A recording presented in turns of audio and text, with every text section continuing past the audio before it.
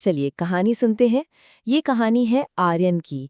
34 साल का एक आईटी प्रोफेशनल जिसकी दुनिया आप कह सकते हैं स्क्रीन्स, कोड्स और कभी न खत्म होने वाले ईमेल्स के एक जाल में फंसी हुई थी। और शायद शायद ये कहानी थोड़ी जानी पहचानी सी लगे। आर्यन का हर दिन मानो सूचनाओं का एक तूफान लेकर आता था। क्लाइंट कॉल्स, कोडिंग की डेडलाइंस और इन सब के बीच लगातार टपकते ईमेल्स की बौछार। उसे लगता तो था कि वो हर वक्त बहुत बिजी है, पर सच तो ये था कि उसका दिमाग बस एक जगह से दूसरी जगह भाग रहा था। ये उलझन बहुत आम है ना? जब हम एक साथ इतना कुछ करने की कोशिश करते हैं कि असल में कुछ भी ठीक से नहीं हो पाता। और आर्यन भी बिल्कुल इसी चक्रव्यूह में फंसा हुआ था, जब तक कि उसके हाथ एक ऐसी किताब नहीं लगी जिसने उसकी सोच की पूरी दिशा ही बदल कर रख दी। तो हुआ ये कि आर्यन को लाइब्रेरी में द ऑर्गेनाइज्ड माइंड नाम की एक किताब मिली। और इसका पहला ही चैप्टर उसकी सबसे बड़ी गलतफहमी पर एक सीधा हमला था। वो गलतफहमी थी मल्टीटास्किंग, जिसे वो आज तक अपनी सबसे बड़ी ताकत समझता आया था। ये एक लाइन पढ़ना था कि आर्यन के दिमाग में जैसे बत्ती जल गई। उसे अचानक एहसास हुआ कि जिसे वो अपनी प्रोडक्टिविटी का सीक्रेट समझ रहा था, यानी मल्टीटास्किंग, असल में वही उसकी सबसे बड़ी कमजोरी थी। एक ऐसी कमजोरी जो उसकी सारी एनर्जी को दीमक की तरह खा रही थी। असल में इसके पीछे एक साइंस है। हर बार जब हमारा दिमाग एक काम से दूसरे काम पर स्विच करते हैं ना, तो वो एक कॉग्निटिव कॉस्ट चुकाता है, मतलब एक तरह की मानसिक कीमत। और आर्यन को तो इस बात का अंदाजा ही नहीं था कि दिन भर में वो ये कीमत सैकड़ों बार चुका रहा था। आर्यन की असल दुनिया में ये कीमत कैसी दिखती थी? सोचिए, वो बड़े ध्यान से कोड लिख रहा है, तभी एक ईमेल का नोटिफिकेशन आता है। वो फौरन ईमेल का जवाब देता है और वापस कोड पर लौटता है। लेकिन तब तक उसका पूरा फ्लो, उसका ध्यान टूट चुका होता है। और नतीजा? गलतियां, चिड़चिड़ाहट और सिर्फ वक्त की बर्बादी। तो इस समस्या का हल क्या था? हैरानी की बात है, हल बहुत ही सीधा साधा था। Task batching. आर्यन ने फैसला किया कि वो अब से एक जैसे कामों को एक साथ निपटाएगा। जैसे सारे ईमेल्स का जवाब दिन में सिर्फ 2 बार, एक तय समय पर देगा। बस इस एक छोटे से बदलाव ने उसके दिमाग को बार बार स्विच करने की वो महंगी कीमत चुकाने से बचा लिया। तो मल्टीटास्किंग की आदत से तो छुटकारा मिल गया। अब बारी थी दूसरे सबक की।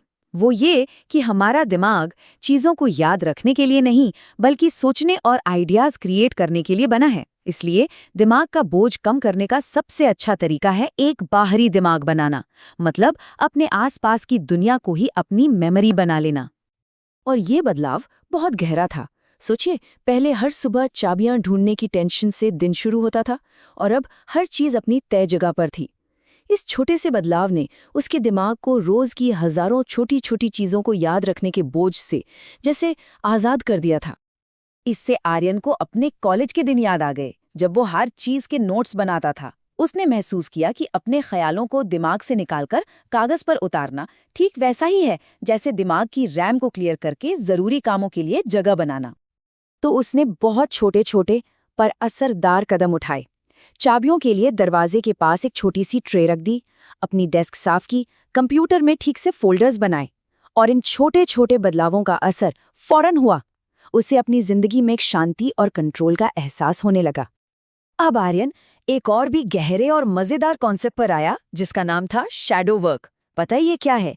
ये वो अदृश्य काम है जो एक चोर की तरह हमारी एनर्जी और हमारा समय दोनों चुरा लेते हैं, और हमें कानो कान खबर तक नहीं होती। तो ये शैडो वर्क वो काम है जिनके लिए न तो कोई हमें थैंक यू बोलता है, न ही कोई पैसे देता है, लेकिन ये हमारे दिन का और हमारे दिमाग का एक बहुत बड़ा हिस्सा खा जाते हैं। जैसे हर 5 मिनट में फोन चेक करना, या ऑनलाइन शॉपिंग के ऑर्डर को बार बार ट्रैक करते रहना। जब आर्यन ने बैठकर अपने शैडो वर्क की एक लिस्ट बनाई ना, तो वो खुद हैरान रह गया।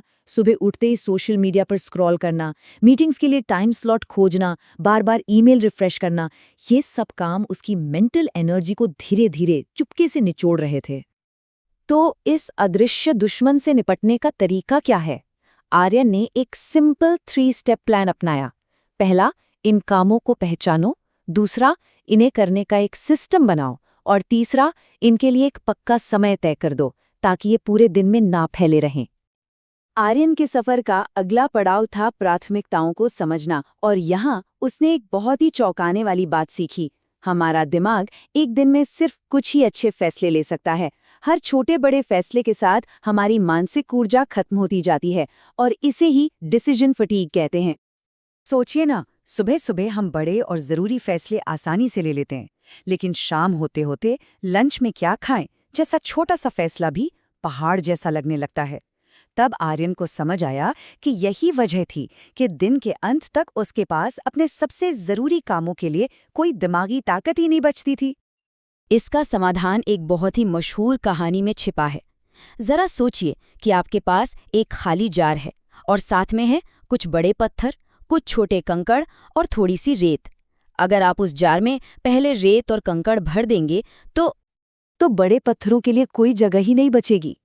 लेकिन अगर आप पहले बड़े पत्थर डालते हैं तो कंकड़ और रेत उनके आसपास अपनी जगह खुद ब खुद बना लेते हैं। इस कहानी का सबक बिल्कुल साफ है।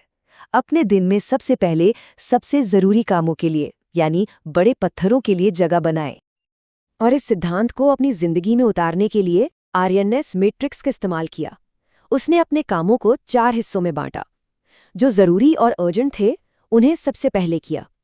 जो ज़रूरी थे पर अर्जेंट नहीं, उन्हें करने का समय तय किया। जो अर्जेंट थे पर ज़रूरी नहीं, उन्हें किसी और को दे दिया। और बाकी सबको नज़रअंदाज कर दिया। बस इस एक तरीके ने उसे ये साफ कर दिया कि अपनी ऊर्जा कहाँ लगानी है। आर्यन की ये यात्रा किसी मंजिल पर ख़त्म नहीं हुई, क्योंकि एक ऑर्गेनाइज्ड मन पाना कोई एक बार का काम नहीं है, बल्कि ये तो एक लगातार चलने वाला अभ्यास है। हर दिन वो इन सिद्धांतों को अपनी जिंदगी में लागू करता है और हर दिन खुद का एक बेहतर और ज्यादा शांत वर्जन बनता है। आर्यन के लिए आखिर में ये किताब सिर्फ कुछ पन्ने नहीं रही, ये उसकी जिंदगी की गाइड बन गई।